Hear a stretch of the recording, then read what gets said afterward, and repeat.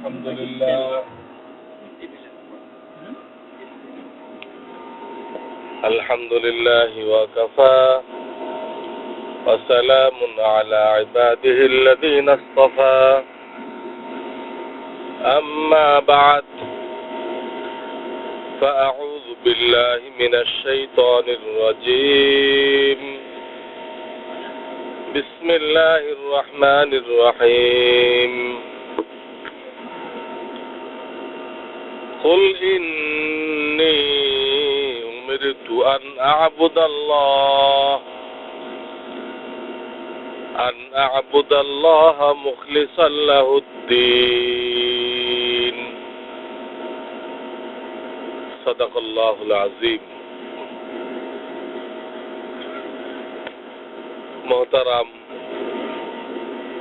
हुज्जाज किराम হাজি শব্দের বহু বচন হলো হুজ্জাজ। হাজি আর আলহাজ এর কোনো পার্থক্য নেই। কথাটা এই জন্য বললাম, আমাকে একজন খবর দিল যে এক লোক গত বছর আসতে হজ করে গেছে, এবছর আবারও আসছে। তো জিজ্ঞেস করা হয়েছে আপনি এবার আবার কেন আসছেন? তো বললো যে আমি জানতে পারছি যে একবার হজ করলে হাজি হওয়া যায় আর দুইবার হজ করলে আলহাজ হওয়া যায়। আমি হাজি তো গতবার হয়ে গেছি, কিন্তু আলহাজ হইতে পারি নাই, এজন্য এবার আবার আসছে। তো এটা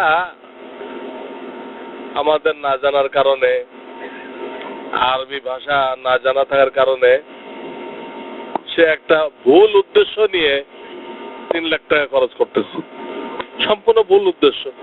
হাজি যা আলহাজ তাই, আর কোনো বলারও জিনিস না। আমরা নামাজ পড়ি, আমাদেরকে আল মুসাল্লি বলে। আমরা রোজা রাখি, আর সায়েম বলে আমাদেরকে। যাকাত দেই, আল মুজাক্কি বলে।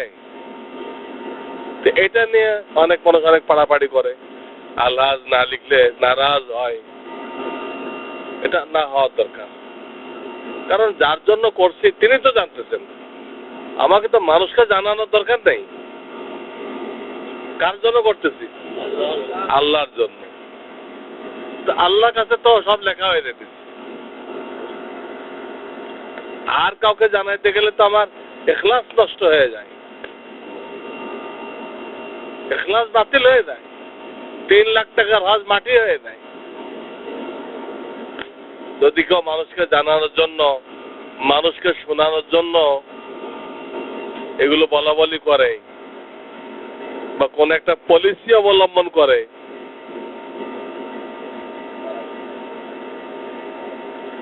মেহমানদেরকে জানানোর জন্য যদি কেউ পলিসি অবলম্বন করে, যে এর একটা পলিসি করলে সব মেহমানরা বুঝবে আমি অনেকবার হজ করছি, তাদের দিলের খবরটা আল্লাহর জানা আছে না? দুনিয়ার মানুষ বুঝুক আর না বুঝুক, আল্লাহ তো বুঝলো যে সে তার আল্লাহ প্রচার করার জন্য এই কাজটা করছে। তখন এটা নষ্ট হয়ে যাবে, আল্লাহ তাআলার কাছে সে কোনো প্রতিদান পাবে না। তুই মানুষের বাবা নেওয়ার জন্য করছিল, তাদের কাছে নিয়ে নাও প্রতিদান, আমার কাছে তোমার কোনো প্রতিদান নেই। এই জন্য ব্যাপারটা খুব সতর্কতার বিষয়। ইখলাস খুব সতর্কতার বিষয়, এবং এই জন্য আল্লাহ আল্লাহদের সোহবাত জরুরি। আল্লাহ আল্লাহদের সোহবাত দ্বারা এই জিনিসগুলো সহজ হয়ে যায়, খুব সহজ হয়ে যায়।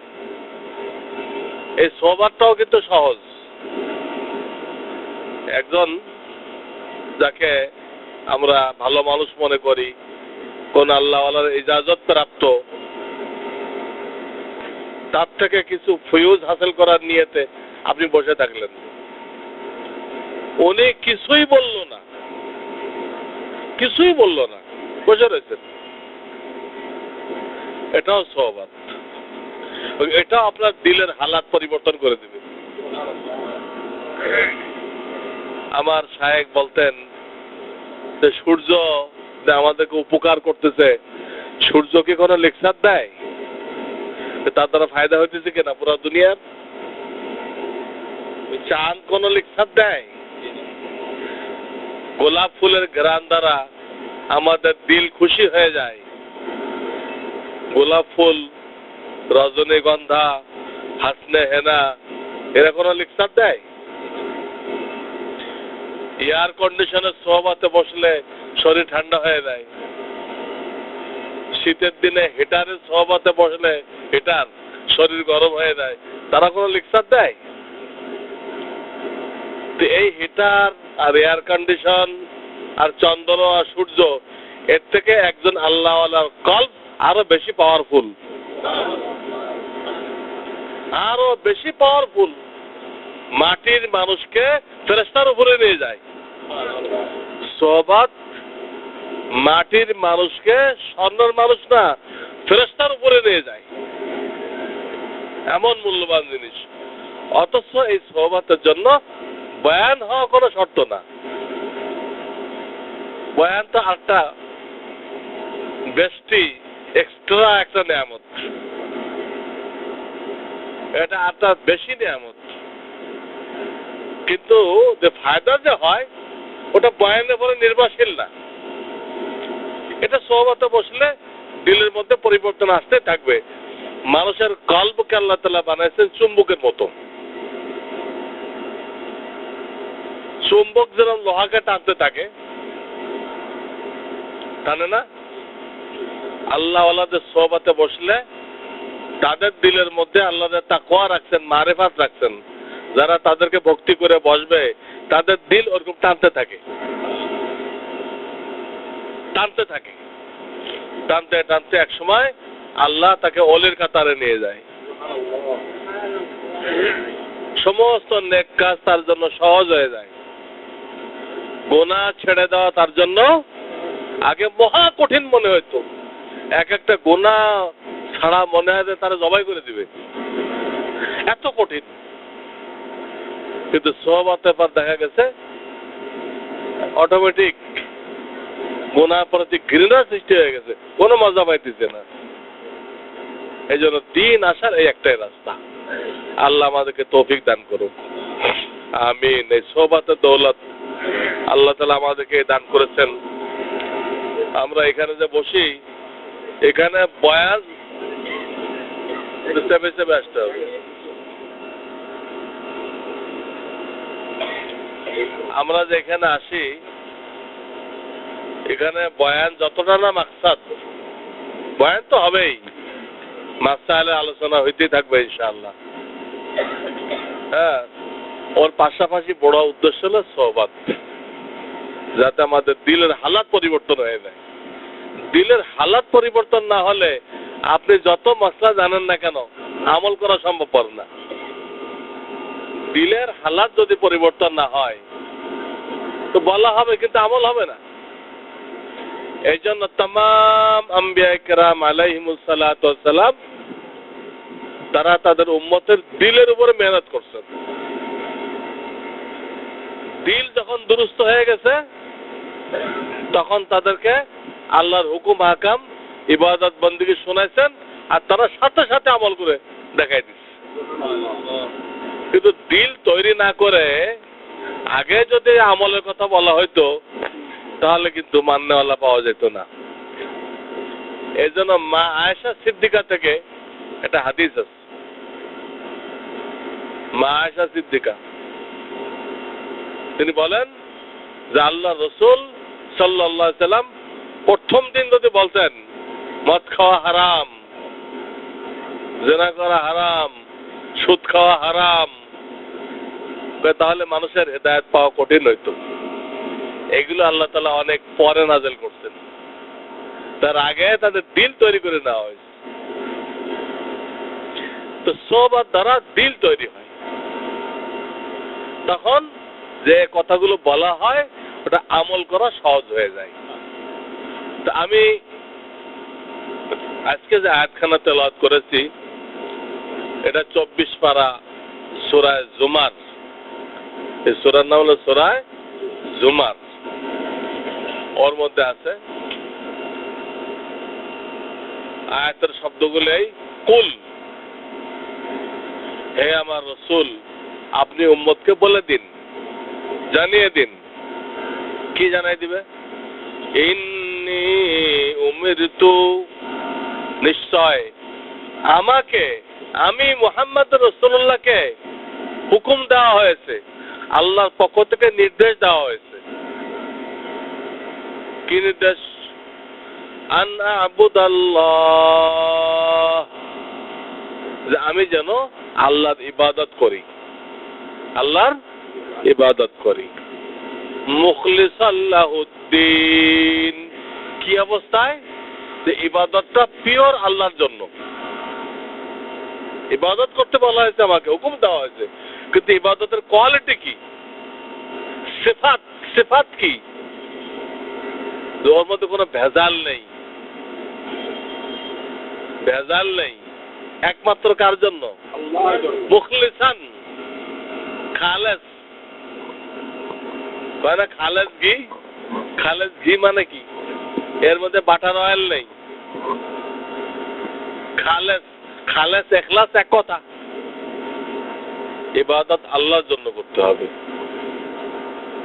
আল্লাহকে রাজি খুশি করার জন্য। আমি আর একদিন বলছিলাম, অন্য ইবাদত তো বারবার করা যায়, নামাজ বারবার পড়া হয়, রোজা বারবার রাখা হয়, বারবারের বদৌলতে যদি কারোর পয়লা পয়লা রিয়া থাকে ওটা চলে যায়।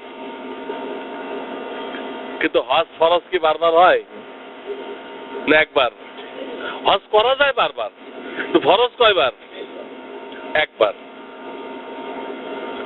ওই একবারে যদি সে খেয়াল করে নিয়তকে খালেস না করে, একমাত্র আল্লাহর জন্য এই নিয়ত না করে, তো মেহনত নষ্ট হয়ে গেল, টাকাও নষ্ট হয়ে গেল, এবং গুনাহে কবিরা তার কাঁধে চেপে গেল। মেহনত গেল, টাকাও গেল, গুনাহ নিয়ে বাড়ি ফিরে গেল। কিন্তু পয়লা বারেই খুব খেয়াল করে নিয়তকে দুরুস্ত রাখতে হবে আল্লাহর জন্য। এই আয়াতে বলা হয়েছে কুল। এই কুলের মধ্যে আমাদের বুঝতে হবে যে রসুলের দায়িত্ব যা নাজেল হবে উম্মতকে জানাই দেওয়া। ওনার উপরে যা কিছু নাজেল হবে তা উম্মতকে জানাই দেওয়া, দায়িত্বই ওনার। তো কুল বলার দরকার ছিল না,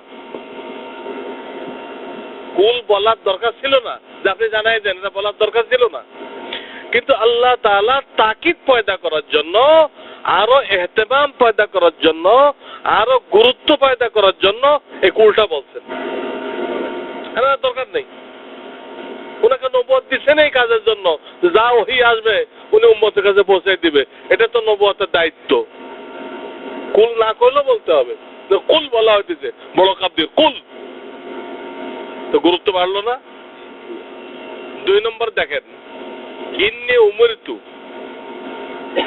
কুলের পর এই কথা নেই, কুল ইয়া আইয়ুহাল মুমিনুন উবুদু মুখলিসুনা লাহুদ্দিন, এরকম বলতে পারতো। হে নবী উম্মতকে বলে দেন তারা খালেস নিয়তে ইবাদত করুক, তারা যেন খালেস নিয়তে কি করে, এমন তো বলা যেত, তা বলে নাই। কিন্তু বলতেছে আমাকে আদেশ করা হয়েছে, আরো গুরুত্ব বাড়াই দিল। যেটা রসুলকে আদেশ করা হবে, হ্যাঁ, বড়কে করলে ছোট অটোমেটিক এসে যায় না? বড়কে কোনো আদেশ করলে, আল্লাহ তাআলা হযরত আদমকে যখন পয়দা করলেন আলাইহিস সালাম, তো সিজদা করতে বলছিলেন কাদেরকে? হ্যাঁ, ফেরেশতাদেরকে। তো ইবলিস কি ফেরেশতা না জিন? হ্যাঁ, তো ওকে ওই হুকুমের মধ্যে ওয়াইদ কুলনা লিল মালাইকাতি ইসজুদু লিআদম। আল্লাহ বলছে আমি যখন হুকুম করলাম ফেরেশতাদেরকে তোমরা আদমকে সিজদা করো, তো আয়াতে তো পাওয়া যায় হুকুম করা হয়েছে ফেরেশতাদেরকে। তাহলে ইবলিস এই কথা বলতে পারতো যে আল্লাহ আমাকে তো বলেন না আপনি, তাহলে আমাকে চার্জ করতেছেন কেন? এই তুমি সিজদা করলে না কেন, আমার চার্জ করেন কেন, আমার তো বলেনই নেই। এ কথা ইবলিস করতে পারতো না, কিন্তু কয় নাই। কিন্তু সে অন্যদিক চলে গেছে যে আল্লাহ আপনার আদেশটা রং হয়েছে, নাউজুবিল্লাহ। সে যুক্তি তর্কের দিক চলে গেছে, তো ওইটা বলে নাই যে আমাকে তো বলেন নাই। এই জন্য বলে নাই, সেও বোঝে যে ফেরেশতা আমার উপরে। আল্লাহ তাআলা ইনসানকে বানাইছে সবার উপরে, সেকেন্ড ফেরেশতা, থার্ড জিন। আমার উপরওয়ালাকে যখন হুকুম হয়েছে তো অটোমেটিক আমাকেও হয়ে গেছে, আমাকে হুকুম হয়ে গেছে। এই জন্য সে ওই লাইনে যায় নাই। কাজেই ফেরেশতাদের করলে যখন নাকি জিন দাখেল, তো নবীকে হুকুম করলে উম্মত দাখেল হবে না।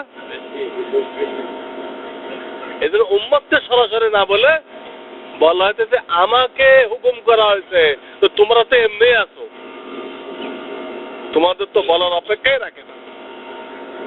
আরো তাকিদ বেড়ে গেল, আরো তাকিদ বেড়ে গেল, আমাকে আদেশ করা হয়েছে। কি আদেশ করা হয়েছে? আন আবুদাল্লাহ, আমি ইবাদত করব। অন্য আয়াতে আছে ওয়াবুদ রাব্বাকা হাত্তা ইয়াতিয়াকাল ইয়াকিন, মৃত্যু আসা পর্যন্ত আল্লাহর ইবাদত করো। এর মধ্যে কোনো ছুটি নেই, এর মধ্যে কোনো অবকাশ যাপন নেই। আপনি বহু বছর ইবাদত করতেছেন, 6 মাস অবকাশ যাপন করলেন, এই 6 মাস আর নামাজ টামাজ পড়বেন না, এরকম কোনো সুরত নেই। ওয়াবুদ রাব্বাকা হাত্তা ইয়াতিয়াকাল ইয়াকিন, ইয়াকিন মানে মউত, মউত আসা পর্যন্ত আল্লাহর ইবাদত করো। আর হাদিসে আছে ইয়ামুতুল মুমিনু ফি আরাকিল জাবিন, মুমিন কপালের ঘামের মধ্যে দিয়ে মৃত্যুবরণ করে। কপালের ঘামের মধ্যে দিয়ে, এর বাহ্যিক অর্থ তো এটাই, মুমিনের মৃত্যুর সময় কপালে ঘাম হয়। কিন্তু এর আর একটা বাতিনি অর্থ আছে, সেটা এই কপালের ঘামের মধ্যে দিয়ে মৃত্যুবরণ করে মানে আল্লাহকে রাজি খুশি করার জন্য সে চেষ্টা তদবির করতেই থাকে, করতে করতে মরে যায়, অবকাশ যাপন নেই। ক্লিয়ার হয়েছে না? আমার কথা বুঝতেছেন? যে কপালের ঘামের মধ্যে দিয়ে মুমিন মারা যায়, এর আর এক অর্থ হলো সে কোন সময় তার ইবাদত বন্দেগী বন্ধ করে না। আমি যা করছি এই মোটামুটি জান্নাতের ব্যবস্থা হয়ে গেছে, এই কথা বলেছে ছাড়ে না, সে করতেই থাকে। এই করতে করতে কেউ সিজদার মধ্যে মারা গেছে, কেউ রুকুর মধ্যে মারা গেছে, কেউ জিহাদের ময়দানে মারা গেছে, কেউ তবলিগে চিল্লা যায় মারা গেছে, কেউ মাদ্রাসায় পড়াইতে পড়াইতে মারা গেছে। তাহলে আল্লাহকে পাওয়ার জন্য, রাজি করার জন্য চেষ্টা তদবির মৃত্যু পর্যন্ত জারি থাকবে। আবুদাল্লাহ, আবুদাল্লাহ। এই তৃতীয় অংশ দ্বারা বোঝা যাচ্ছে যে ইবাদত বন্দেগী কোনো পর্যায়ে মাফ হয় না।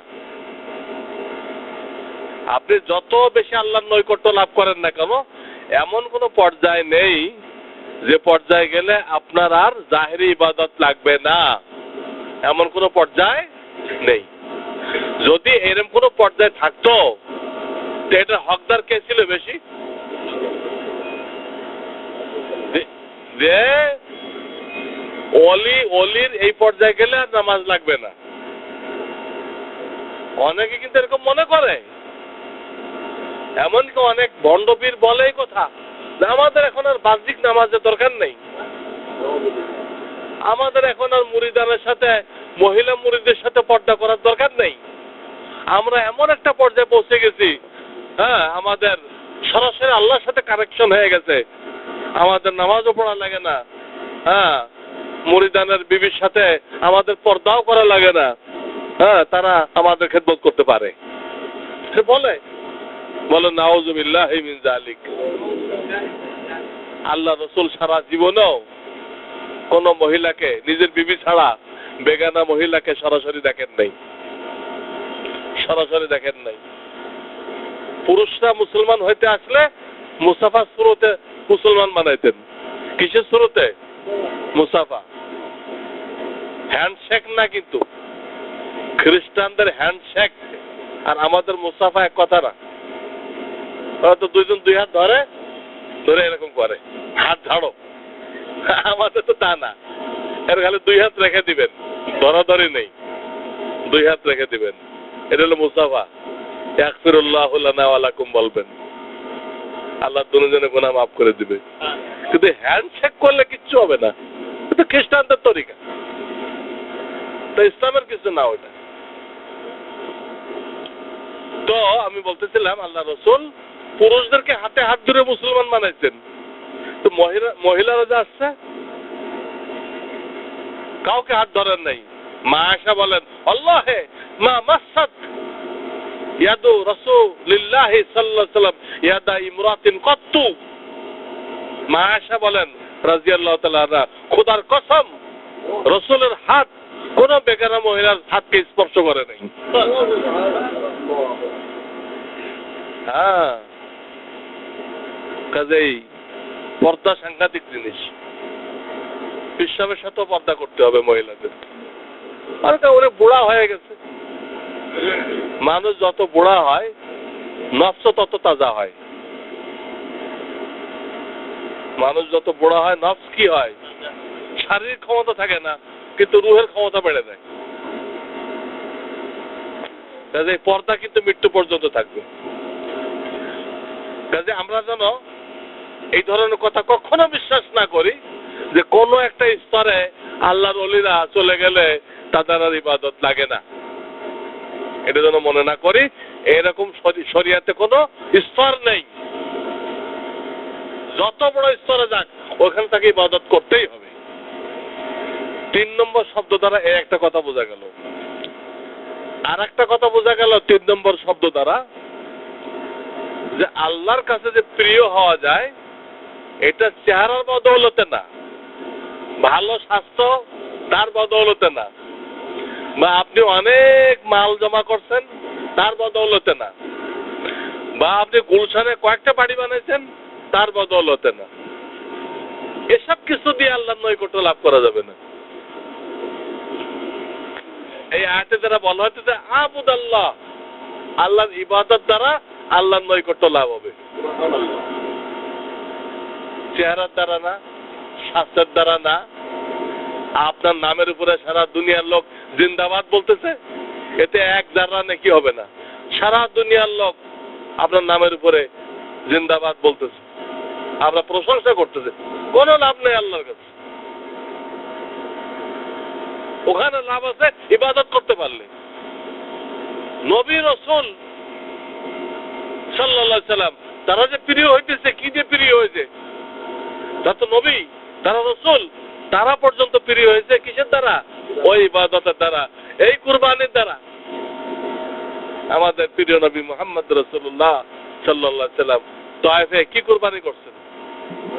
সারা শরীর রক্তাক্ত হয়ে গেছে, পায়ের থেকে জুতা খোলা যাইতেছিল না। উহুদের ময়দানে সারা শরীর রক্তাক্ত হয়ে গেছে, 100 মতো তীর তলোয়ারের আঘাত লাগছে। উহুদের ময়দানে আমাদের নবীজি সাল্লাল্লাহু আলাইহি ওয়াসাল্লাম শরীরে 100 মতো তীর তলোয়ারের আঘাত লাগছিল।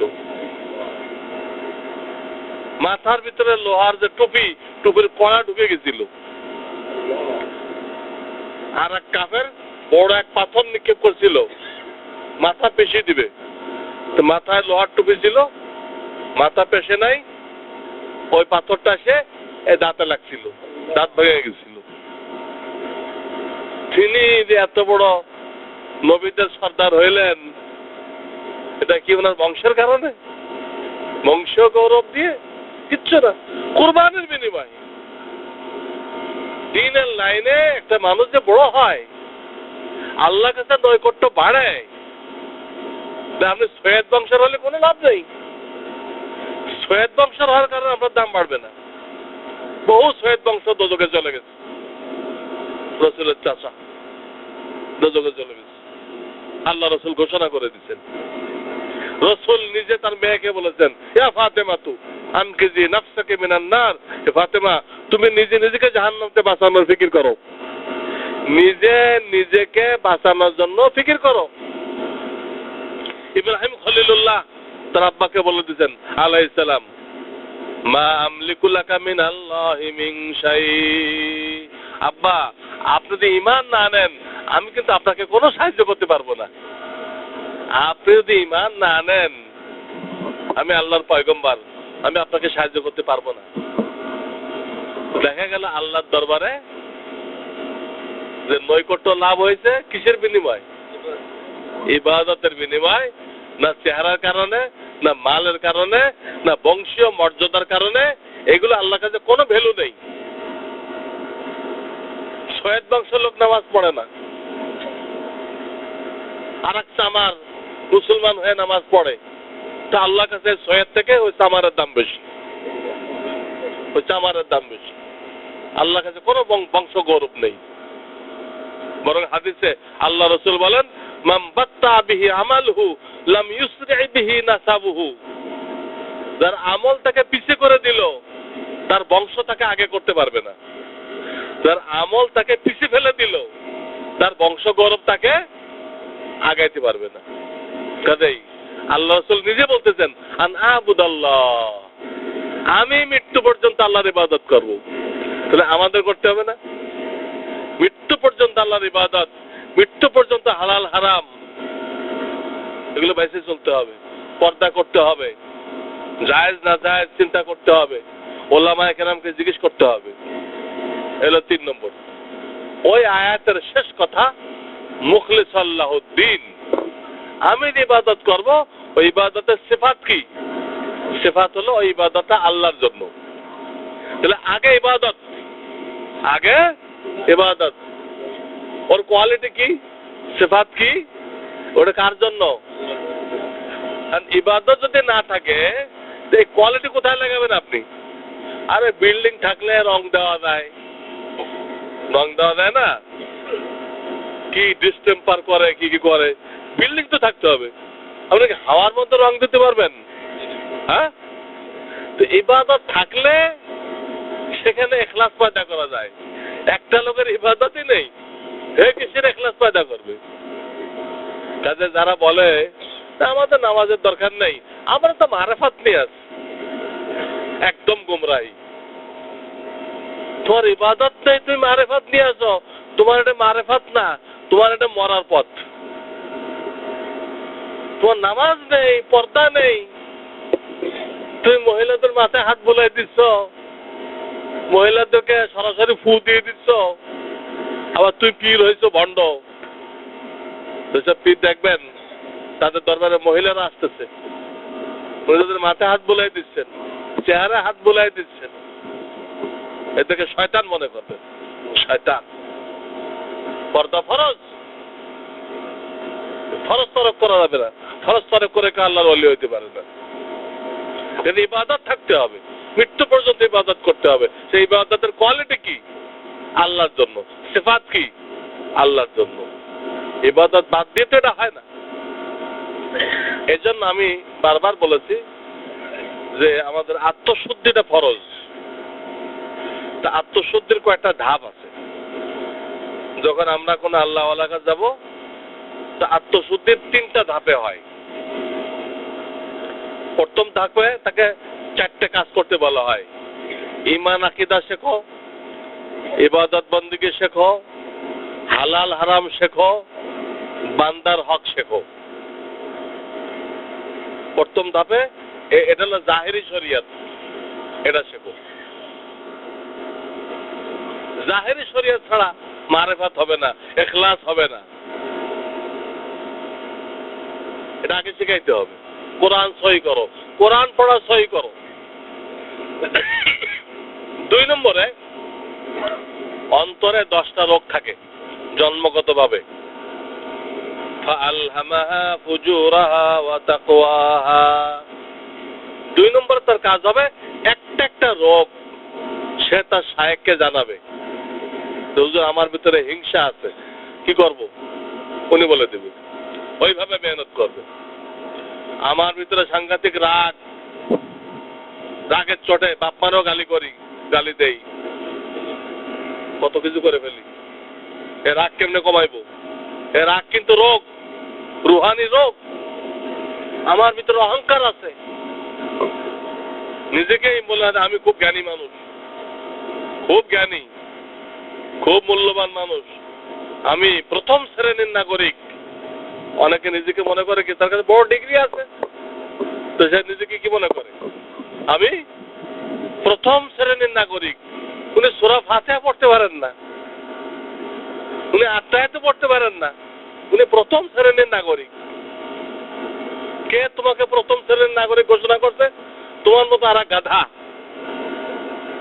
তোমার মতো আর এক গাধা তোমাকে প্রথম শ্রেণীর ঘোষণা করছে। কিন্তু যার কাছে ফিরে যাইতে হবে উনি কইছে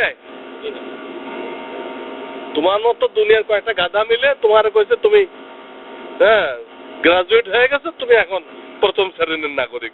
যে কইছে এটা আর এক গাধা, এবং যেমন তখন গাধা না, ইন্টারন্যাশনাল গাধা। এটা আল্লাহর কাছে কোনো দাম নেই। সূরা জানেন না, ফরজ জানে না, কিছুই জানে না, আত্মাতে পড়তে গেলে দাঁত ভেঙে যায়, আমার নিজেকে সে বিরাট মনে করতেছে। আবার দিনদার লোকদেরকে হেয় নজরে দেখতেছে, ছোট মনের মানুষ মনে করতেছে। এইগুলো আমাদের জাহালাত, আমাদের মূর্খতা সম্পর্কে আমাদের নিজেদের খবর হওয়া দরকার। আমাদের মূর্খতা সম্পর্কে আমাদের নিজেদের খবর হওয়া দরকার। আসল জ্ঞান এলেম কাকে বলে? ওলামায়ে কেরামের কাছে চারো জগতের এলেম আছে। রুহানি জগতের এলেম আছে, দুনিয়ার জগতের এলেম আছে, বরজখ কবরের জগতের এলেম আছে, আখিরাতের জগতের এলেম আছে। কয় জগতের এলেম আছে?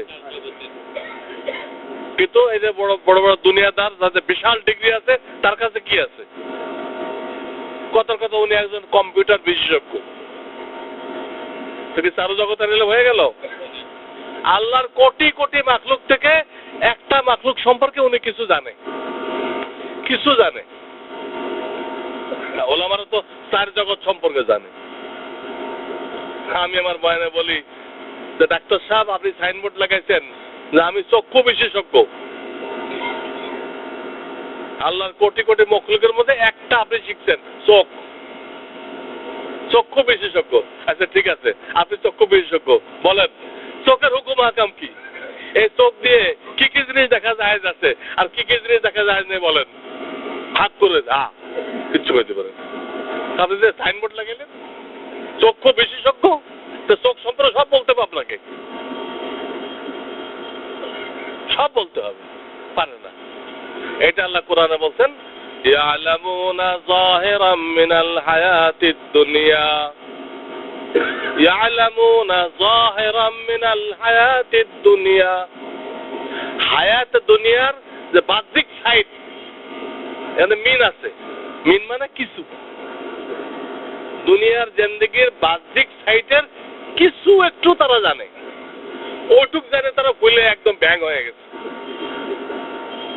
ইয়ালামুনা যাহিরাম মিনাল, এই মিন মানে কিছু, কিন্তু আখিরাতের জগৎ জানে না, কবরের জগৎ জানে না, অথচ নিজেকে বিশাল পণ্ডিত মনে করতেছে। আল্লাহ আমাদেরকে সহি বুঝ দান করুক। কাজে ইবাদত থাকতে হবে। ওই ইবাদতের সিফাত কি? ইখলাস। ইবাদত কোন অবস্থায় বাদ দেওয়া যাবে না, ওর মধ্যে ইখলাস পয়দা করতে হবে। আমি বলতেছিলাম আল্লাহ ওয়ালাদের কাছে যে যাওয়া হয়, ওনার 3 ধাপে একটা মানুষকে ঠিক করেন। প্রথম ধাপে শরীয়তে যে জাহেরি হুকুম আকাম, নামাজ রোজা, এগুলো ঠিক করতে বলেন। দ্বিতীয় ধাপে ওই রোগগুলো একটা একটা করে বলতে হয়, একটা একটা করে, একসাথে 10টা না। আমার ভিতরে অহংকার আছে, আমার ভিতরে কৃপণতা আছে, আমি পরের সুন্দরী বিবি দেখলে চোখের কিনারা দিয়ে তাকাই, আমার চোখ নিচের দিকে যায় না, ওখানে লটকায় যায়। তো সুন্দরী মহিলা গেলে চোখ ওখানে আটকায় যায়। এটা একটা রোগ, চিকিৎসা নিতে হবে। এরকম 10টা রোগের চিকিৎসা নিতে হবে একটা একটা করে। তৃতীয় ধাপে যায় দিলের 10টা গুণ আছে। কয়টা গুণ আছে? ইখলাস, আল্লাহর জন্য করো। ইখলাস, সবর, বিপদে ধৈর্য ধারণ করা, আল্লাহর বিরুদ্ধে অভিযোগ না করা, শুকর, আল্লাহ শুকরিয়া আদায় করা। আমরা শুকরিয়া কি বুঝি? আল্লাহ ছেলে দিচ্ছে, আলহামদুলিল্লাহ আলহামদুলিল্লাহ, এই 10 কেজি মিষ্টি বিতরণ করে দাও, এটা আমাদের শুকর। আল্লাহ যে ছেলে দিচ্ছে তার এই শুকর? এর শুকর হলো একে মুসলমান বানাও, একে কোরআন শিখাও, একে দিনদার বানাও, আল্লাহওয়ালা বানাও, এটা হলো শুকর। আপনি আলহামদুলিল্লাহ পড়ে মিষ্টি বিতরণ করলেন, এর নাম শুকর? এটুক সবর, শুকর, ইখলাস, তওবা, এরকম কয়টা আছে? 10টা। তৃতীয় ধাপে এসে এই 10টা গুণ, ভালো গুণ অর্জন করতে হবে। তখন এই লোকটা পরিপূর্ণ মানুষ হয়ে গেল, তার স্থান ফেরেশতার উপরে। এই মানুষটার স্থান ফেরেশতার উপরে, ফেরেশতা তার নিচে। এই জন্য দিন কি জিনিস, এটা কিভাবে হাসিল হবে এটা আমাদের বুঝতে হবে। জাহেরি শরিয়ত আগে, তারপরে কি অন্তরে 10টা রোগ দূর করতে হবে। কৃষক কি করে? আগে ঘাস মারে না, আগে বীজ ফেলে? অন্তরের 10টা রোগ দূর করলেন, তো আপনি ঘাস নিংড়াইলেন, ঘাস সব মরে গেছে। এখন 10টা গুণ যে দিলেন, এটা বীজ ফেললেন। একটা ওই 10টাও কিন্তু, ওই যে 10টা গুণ, ওটাও কিন্তু একটা একটা করে শিখতে হবে। ইখলাস শিখতে হবে, তাওয়াজু, নিজেকে ছোট মনে করা, আমার ভাই আমার থেকে অনেক উপরে, সে গোপনে অনেক ইবাদত করে। শরিয়াতে কারোর প্রতি সুধারণা করতে কোনো দলিলের প্রয়োজন নেই। বিনা দলিলে সুধারণা করেন, আল্লাহ সওয়াব দিবেন। কিন্তু বিনা দলিলে কুধারণা করলে গুনাহ। ধাপগুলোকে আমরা মোটামুটি বুঝতে পারছি। আমাদের জীবনে কিভাবে আগাইতে হবে এটা আইডিয়া হয়েছে কিনা? এটা আইডিয়া। এই জন্য মাওলানা আশরাফ আলী থানভীর দরবারে যখন কেউ যাইতো আত্মশুদ্ধির জন্য, তো ফর্ম ফিল আপ করতে হতো। ফর্ম, ওখানে ঘর আছে যে তোমার আব্বার ইন্তেকাল হয়ে গেছে কিনা। বললেন যে না, তাহলে আর আপনার জন্য আর ওখানে কিছু নেই, ওই ঘর খালি। আর যদি বলে হ্যাঁ আমার আব্বার ইন্তেকাল হয়ে গেছে, ওখানে আরো ক খ আছে, ওটা শাখা আছে। কি তোমার আব্বার যে ইন্তেকাল হয়ে গেল, ওনার সম্পত্তি তোমার মা, তোমার ভাই বোন সকলকে বুঝাই দিছো কিনা? সব মিক্সার করে হজবর ল করে তুমি খাইতে আসো, কোনটা? এই দেখেন প্রশ্ন এসে গেছে, জাহেরি শরিয়ত। যে বলতো হ্যাঁ আমার আব্বার ইন্তেকাল হয়ে গেছে, আমি আমার আব্বার সমস্ত মাল আমি আমার ভাই বোনদেরকে বুঝাই দিচ্ছি ফরজ অনুযায়ী, তাহলে সে বায়াত হতে পারবে। আর যে বলতো যে না আব্বার ইন্তেকাল হয়ে গেছে, কিন্তু আমি আজ পর্যন্ত ফরজ বের করে তাদের অংশ বুঝাই দেয় নাই, তো মাওলানা থানভী তাকে বায়াত করতে না। যাও যাও, হারাম খাইতেছো, বিষ খাইতেছো, আর তুমি আত্মশুদ্ধি করতে আইছো, বিষ খাইতেছো। আগে ফরজ বের করে প্রত্যেকের হক বুঝাই দাও, তারপরে বায়াত হইতে আসো।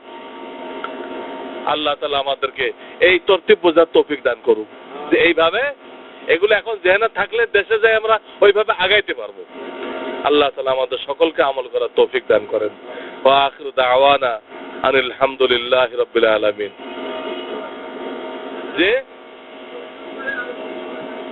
যে প্রশ্ন করুক, বলেন। আমার শরীরে অনেক সময় নামাজ পড়তে গিয়ে দেখা যায় যে সামনে মহিলারা বসে এবং অনেক পুরুষ লোক দেখা যায় যে আলুসিল্লা পড়ছে অথবা জুব্বা পড়ছে। জুব্বাটা টাকনুর নিচে এবং হরেক আছে এটা করে মাটির দেওয়া হেঁচায়। এই সকল অবস্থায় ওই যুদ্ধওয়ালার নামাজের কি অবস্থা এবং আমরা যারা মহিলাকে সামনে রেখে নামাজ পড়ি আমাদের নামাজের কি অবস্থা? মহিলা সামনে, তো এটাও অনেকের নিকটে অসুবিধা। একদম সামনে বা একদম সাথে ঘেঁষা, তখন আমাদের সরে যাওয়া উচিত। হয় মহিলাকে সরাই দিতে হবে, আর তাদের সরানো না যায় আমাদের আকপাস করে তা কিছু ব্যবস্থা নিতে হবে। বাকি এখানে অনেক শর্ত আছে। যদি ইমাম সাহেব মহিলাদের ইমামতের নিয়ত করে তখন নামাজটা ভাঙে। কারণ এইখানের ইমাম সাহেব নিয়ত করে কিনা এটা তো আমাদের জানা নেই। এখানের ইমাম যে ইমামতি করে সে মহিলাদের ইমামতের নিয়ত করে কিনা এটা কোনো জরুরিও না। ইমামের জন্য ইমামতের নিয়ত করা জরুরি না, কিন্তু মুক্তাদির জন্য ইমামের ইক্তেদার নিয়ত করা জরুরি। আর না নামাজই হবে না, মুক্তাদির জন্য দুটা নিয়ত করতে হয়। একটা হলো নামাজের নিয়ত, আমি ইশার 4 রাকাত ফরজ নামাজ এই ইমামের ইক্তেদায় পড়তেছি। কয়টা হলো? নামাজের নিয়ত, ইক্তেদার নিয়ত। কিন্তু ইমামের জন্য এটা বলা জরুরি না যে আমি এই লোকগুলোর ইমামতি করতেছি, এটা জরুরি না। আর এখানে ইমামদের উচিত এটা করা। তাহলে হবে কি, যদি ঘটনা চক্করে পাশে মহিলা থাকে তবু পুরুষের নামাজ ভাঙবে না। কারণ ভাঙার জন্য কয়েকটা শর্ত আছে। একটা শর্ত যে ইমাম সে ওই মহিলারও ইমামতের নিয়ত করতেছে। আরো শর্ত আছে, দুজনের একই নামাজ হইতে হবে। অনেকে নফলের নিয়ত করে, মানে এক নামাজ হয় না। তো মোটামুটি কথা হলো যে পরহেজ করতে চেষ্টা করতে হবে, না করতে পারলে আশা করা যায় হয়ে যাবে। বলেন।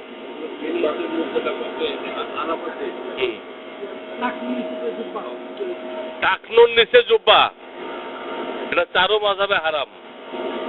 টাকনুর নিচে জুব্বা, লুঙ্গি, পাজামা পুরুষের জন্য টাকনুর নিচে। টাকনু তো একটা সীমারেখা। টাকনুটা কেন দিতে? এটা আইন। কোন লিবাসের থেকে পুরুষের জন্য নামানো জায়েজ নেই। হ্যাঁ, মোজাও দিয়ে ডাকতে পারেন। উপর থেকে কোন লিবাস, জুব্বা হোক, জামা হোক, পাজামা হোক, লুঙ্গি হোক, আবা কাবা হোক, নামাই দিলে হারাম হবে। এবং হাদিস আছে যে আল্লাহ তাআলা হাসরের ময়দানে এই লোকটার পরে এত নারাজ হবে তার দিকে তাকাবে না। হাসরের ময়দানে ওই লোকটার দিকে আল্লাহ তাকাবেন না এবং তাকে গুনাহ থেকে পাক করবেন না। মারাত্মক গুনাহ। পুরুষ হয়ে টাকনুর নিচে কোনো কাপড় লটকাই দেওয়া মারাত্মক। জি। মুজদালিফাতে, আরাফাতে আর মিনাতে আমরা যারা আছি তারা কি কসর পড়বো নাকি পুরা নামাজ পড়বো? আপনি কি আমাদের হালকা প্রফেসর সাহেব গ্রুপে আপনি আছেন? তাহলে আপনি বলেন মিনা, মুজদালিফা, আরাফা এটা মিলায়ে আপনাদের মক্কায় কয়দিন থাকা পড়বে? ওগুলো মিলায়ে বলেন। পুরা মাস পড়বো, মানে 1 মাসের কম 20 তারিখ পর্যন্ত আমরা আসি। 24 তারিখ আসছেন, আর মক্কা ছাড়বেন কবে? 20 তারিখ। তাহলে কয়দিন হয়? 25 দিন। আপনারা মুকিম কাজে মিনা, মুজদালিফা আপনারা যে জামাত করবেন এটা পুরা নামাজ পড়বেন। আগের যুগের কিতাবে লেখা আছে মিনা ভিন্ন, কিন্তু প্রেক্ষাপট বদলে দেওয়ার কারণে এখন মিনা, মুজদালিফা সব মক্কার মধ্যে দেখেন। প্রেক্ষাপট বদলে গেছে। পিছনে কোনো প্রশ্ন নেই? হ্যাঁ বলেন। হ্যাঁ হ্যাঁ, প্রশ্ন করছে হযরত মাওলানা কিফায়াতুল্লাহ সাহেব দামাত বারাকাতুহুম। উনি নুরানি মুআল্লিম, আপনারা ওনার থেকে কোরআন শরীফও শিখতে পারেন। শর্ট টাইম উনি কোরআন শরীফ শিখাইতে পারেন। উনি প্রশ্ন করছে উমরা বা নফল তওয়াফ এটা জীবিত ব্যক্তির নামে করা যায় কিনা, যেটা সবজন আমার আব্বা পেয়ে যায়, অমুক পেয়ে যায়। উনি কিন্তু এখনো জীবিত। এর উত্তর এই যে করা যায়। সওয়াব রিসানের জন্য ওই লোকটা মুর্দা হইতে হবে এটা শরীয়তে কোনো শর্ত করে নাই। কোনো শর্ত করে নাই।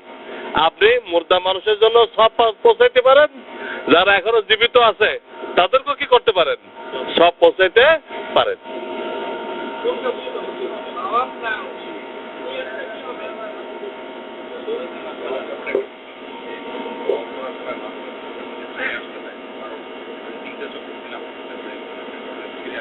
কারণটা বলেন।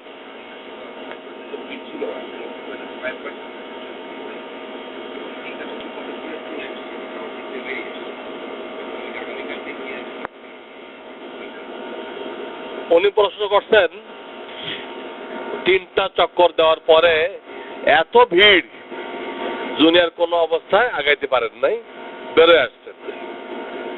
তো এটা তপ হয় নাই। যদি অন্তত 4-এর বেশি হয়, ওটা শরিয়াতে একটা তপ গণনা করে। 4-এর বেশি যদি হয়, এরপরে কোনো কারণে আর পারলো না, ওটাও কিন্তু একটা ফুল তপের সব আল্লাহ দিয়ে দেয়। কিন্তু ওনার তো 4-এর কম হয়েছে, এই জন্য এটা তপ হয় নাই। হ্যাঁ, কাজে তপের সব পাওয়া যাবে না। কথা বুঝে আসছে? আবার সামনে করলে ওটা সব পাবেন, কিন্তু আজকেরটা পাবেন না। বাকি আল্লাহ যদি দিয়ে দেয়, এটা আল্লাহর ইচ্ছা। আমি তো ফর্মুলা কইতেছি। হ্যাঁ হ্যাঁ। এই ভাই প্রশ্ন করছে, বিভিন্ন এলাকাতে যে মহিলারা হজ করতে আসছে, এদের প্রায় মহিলাদের চেহারা খোলা, এটা জায়েজ আছে কিনা? এটা 4 মাযহাবের কোনো মাযহাবে জায়েজ নেই। মহিলারা হজ করতে আসছে, তাদের চেহারা খোলা, সব মানুষকে দেখাই বেড়াইতেছে, এটা 4 মাযহাবের কোনো মাযহাবে জায়েজ নেই। সে একটা ফরজ আদায় করতে এসে আর এক ফরজকে তরক করতেছে, নিজেও গুনাহগার হইতেছে এবং অনেক মানুষকে গুনাহগার করতেছে। তো জায়েজ নেই। এখানে বলা হয়েছে শরিয়াতে যে তার নেকাবটা, অন্য সময় তো নেকাব মুখের সাথে লেগে থাকতে পারে, নেকাব এহরাম অবস্থায় নেকাবটা মুখের সাথে লেগে থাকবে না, কিছু একটা কপালে তারা বাঁধবে যাতে নেকাবটা ঝুলে থাকে, এইটুক বলা হয়েছে। এইটুক বুঝতে লোকেরা ভুল করছে। নেকাব চেহারার সাথে লেগে থাকবে না, এই কথাটা বুঝতে ভুল করছে। কি বুঝছে? যে চেহারা উদাম রাখতে হবে। আরে উদাম রাখলে ফরজ কোথায় গেল? চেহারা হলো সৌন্দর্যের সমষ্টি, এটা উদাম রাখলো, ফরজ কোথায় গেল? এটা বোঝার ভুল। আর যখন এহরাম অবস্থা থাকবে না, তখন ওই কিছু বান্ধার দরকার নেই, ওই নেকাব মুখের সাথে লাগাই রাখবে। এটাও বলে দেই, মহিলাদেরকে অনেকে 5 ওয়াক্ত জামাতে নিয়ে যায়, নেয় না? এটা সাংঘাতিক গলত। হাদিস আছে, মহিলারা যখন নাকি হজ বা উমরা করার জন্য মক্কা মদিনা আসলো, মহিলারা যখন হজ বা উমরা করার জন্য মক্কা মদিনা আসলো, তো তওয়াফের জন্য বা সাইর জন্য তো যাবে আল্লাহর ঘরে। তওয়াফের জন্য, সাই করার জন্য যাবে, 5 ওয়াক্ত নামাজের জন্য যাইতে বলে নাই। কি বলছে? যখন সে মক্কা মদিনা এসে গেল, এখন যদি সে ঘরে নামাজ পড়ে, তো ওখানে গেলে 1 লাখ পাইতো, ঘরে পড়লে 1 লাখের বেশি পাবে। ওখানে 1 লাখ কখন? যদি সে পর্দাপোশিতা করে, কোন পুরুষের সাথে ধাক্কা ধাক্কি না করে যাইতে পারে। এখন যেভাবে যায় তো কোনো এক গুণও নাকি হয় না, গুনাহ হয়। পর্দাপোশিতার সাথে, পুরুষের সাথে ধাক্কা ধাক্কি না করে, মহিলাদের যে খাস জায়গা আছে, এখানে গেলে 1 লাখ। আর যদি কোনো মা বোন ঘরে পড়ে, তো 1 লাখ থেকে বেশি, 1 লাখ থেকে বেশি। তাহলে যাওয়ার প্রয়োজনটা কি? প্রয়োজনটা কি? কোন প্রয়োজন আছে?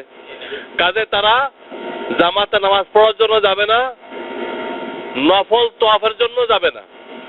শুরু দিক যারা আসছিল, তারা নফল তওয়াফের জন্য যাইতে পারছে, নিজেকে বাঁচায় চলা সম্ভব করছিল, তারা আরো 20 দিন আগে আসছে ওই সময়। এখন কোন অবস্থাতে সম্ভবপর না, কোন অবস্থাতে সম্ভবপর না। কাজেই মহিলাদেরকে বুঝাই বলে দিবেন, তারা নামাজের জন্য যাবে না, নফল তোয়াফের জন্য যাবে না, এখানে বসে আল্লাহ আল্লাহ করবে। মসজিদে গেলে যে সব পাইতো, আল্লাহ তার থেকে বেশি সব দিয়ে দিবেন। তাদের দায়িত্ব ওলামাদের কথা মানা। আমি আগে বলে দিচ্ছি, ওলামারা ভুল করলে তারা আল্লাহর সাথে বুঝবে, আপনাদের দায়িত্ব নেই। মুফতি যদি ভুল করে আপনাদের কোনো দায়িত্ব নেই। আপনাদের দায়িত্ব কোন হাক্কানি মুফতিকে জিজ্ঞাসা করা। আর উনি কিসের ভিত্তিতে বলছে, উনি আল্লাহর কাছে কৈফিয়ত দিবেন। জি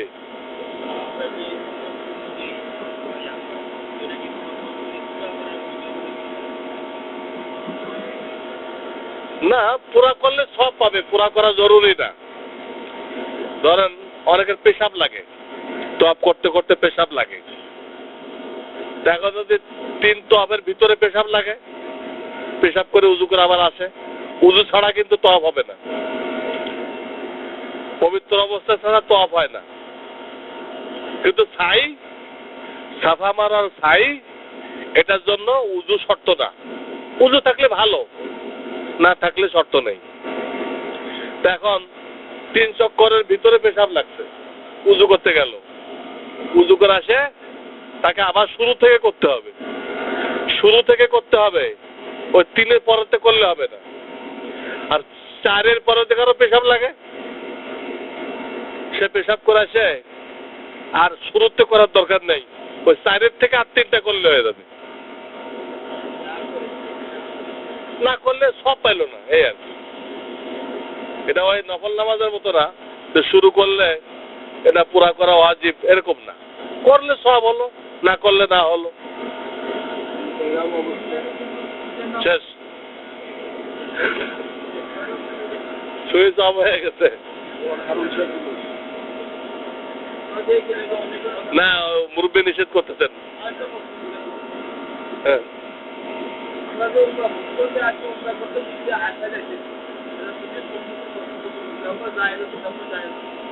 একটা উমরা তো দেশের দেশে করছেন, এখন যে আরো উমরা করতে চান, জায়েজ আছে, মসজিদে আসা যায় করতে পারবেন, কিন্তু ওটার থেকে সব বেশি যদি আপনি নফল তওয়াফ করেন। জায়েজ এক জিনিস, আর বেশি সব কিসের মধ্যে? বেশি বেশি উমরা না করে বেশি বেশি নফল তওয়াফ করেন, এটা সব বেশি। আমাদের তো সব দরকার না, মসজিদে আসা দরকার। সুবহানাল্লাহি ওয়া বিহামদিহি, সুবহানাল্লাহ।